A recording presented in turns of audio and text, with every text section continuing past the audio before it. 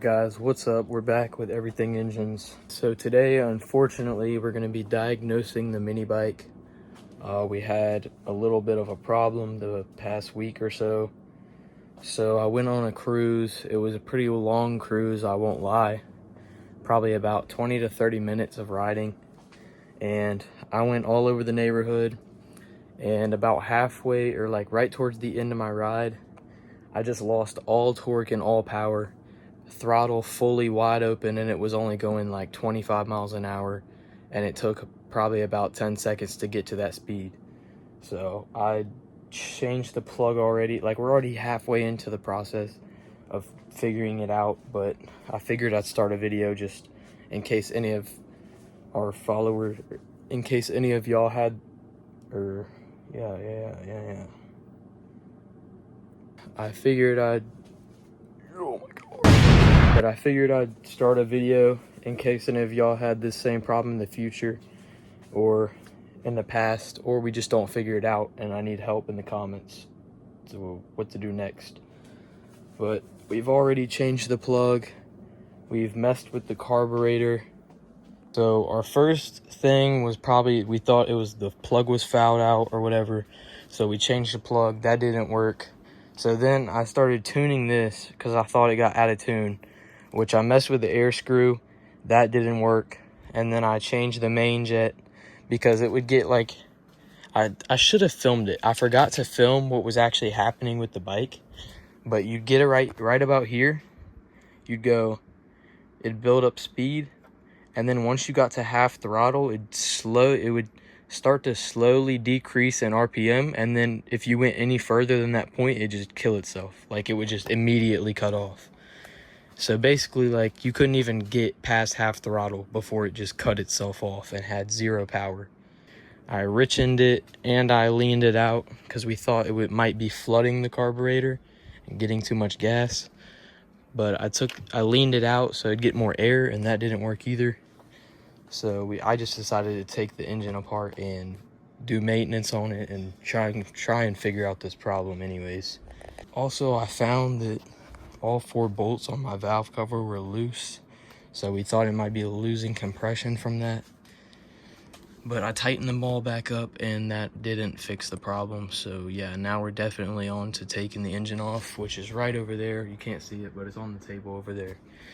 And we have, it looks like, I'm not positive, but I'm pretty sure there's an exhaust leak coming out the top and bottom right there. But I don't think that should like be, causing the bike to be doing what it's doing. Because I've had my header come loose in the past and it's ran fine with the header loose. It's just, you don't want to run it permanently like that. Like, that's something you want to, fix if it happens, obviously. So here we have the 212 billet head, ratio rockers, billet flywheel, billet rod, billet side cover, Hilliard clutch. I also thought it could be the clutch acting up, but I'm almost positive it's not the clutch. I have a few ideas in mind of what it could be at this point. I slapped a nibby back on there and started it up just to make sure that it wasn't the carb. And I do not think the carb is the problem because it did the same thing with the nibby on it. And so I'm basically down to, it's either probably the starter coil, or I've burnt a valve in the head, or something of that sort. But that's pretty much all I can come up with.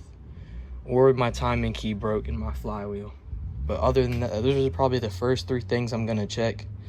But we'll see. We'll start tearing this thing down and just seeing what everything looks like. Guys, this oil does not look the best.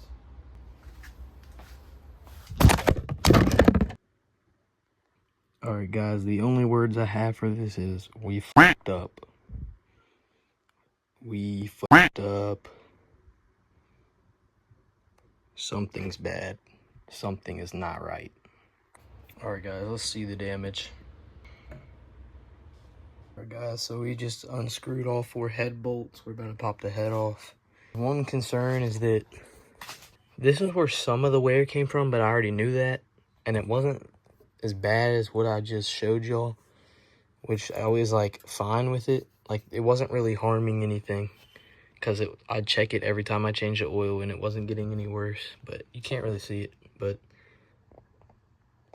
I'll put like arrows in the video. But that little wear mark right there, they tell you that you might have to grind down these rockers, but I was scared that it'd mess up the rockers and I wouldn't be able to do it precisely enough, so I just slapped them in there. But right there, and then right there. But it hasn't gotten any worse than that. Like, it's been like that since I put them in. So I don't know, unless it's slowly just getting worse and worse and I just can't tell, which could be the case. We're about to pop the head off and see what's going on in here. Okay. I don't see any damage to the surface of the head. Everything feels fine all the way around. Our valves feel fine, but I don't know. The push rods aren't rubbing anything. So I don't think the head has any, or maybe not the actual head itself.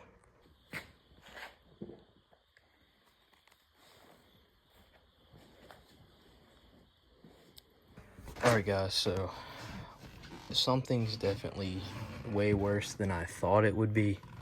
Something's not right, because as you can see, all those metal shavings that I just showed in the previous clip, and I know that's wearing down, but that's already been there and it ran fine with that.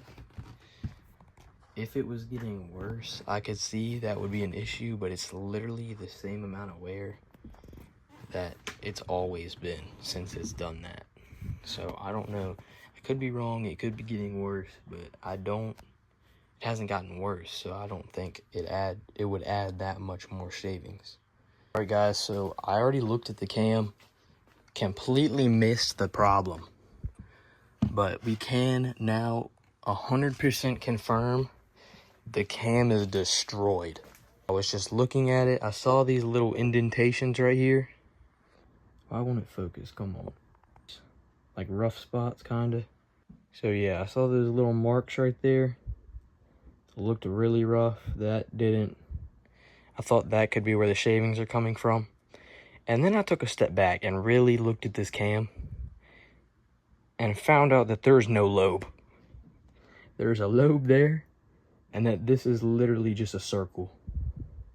Alright, yeah, so this cam is destroyed. There's a lobe there, as you can see. And then you come over to this one, and it's just a circle. There's no lobe.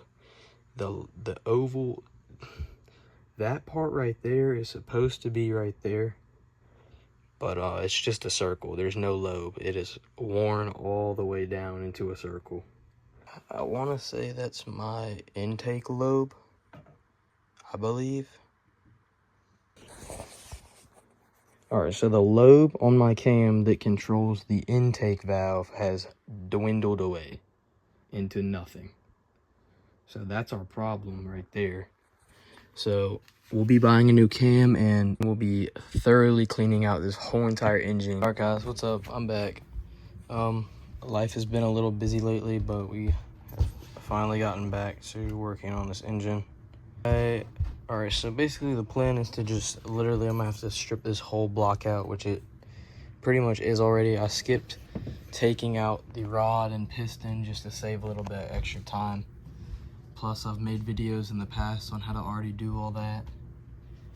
And I've got the side cover, beat the flywheel off with a pry bar back here, and hammer. And I used a little bit of liquid wrench just to free it off a little bit easier. Here's my advanced timing key. It looks a little bit scarred up, but I'll probably still use it anyways. There it is. There's supposed to be a cleaner lip on that right side, you can see. It's a little smushed down, but I don't think it should affect anything. It should be all right. It's not too beat. It's not too tore up. So we're gonna save that and reuse that probably. Next step is just to probably brake clean all this out and literally clean every single part that is on this table right now, which is just about everything.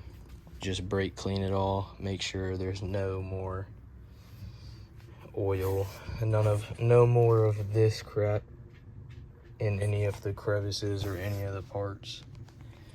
So we have bare block right now, and I'll probably just brake clean this whole entire block out and clean all these parts really well. And after that, we can get this cam installed, and haven't ordered push rods yet. All right guys, so I've brake cleaned off all of these parts inside of the valve cover, the side cover, all of the inside of the block. I pretty much completely freshened up the inside of this block. Bearing spins a little slow, but I've freed it up quite a bit, and I don't think it's supposed to spin forever. I mean, I don't know. It should be all right though. There's no more metal shavings in this block. This is the napkin I just used to wipe the inside of the block out with. There might just be that little speck right there, but that's about it. This block is completely cleaned up.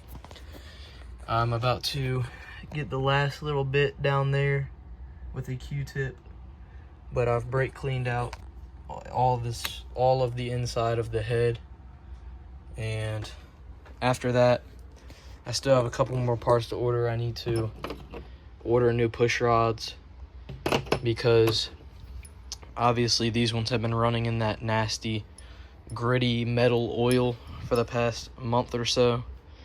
Also, I can't reuse these because these are cut to length push rods, and I have to make my push rods a certain length to fit my cam and rocker ratio so that I can get the most motion and the most travel out of these rockers right here.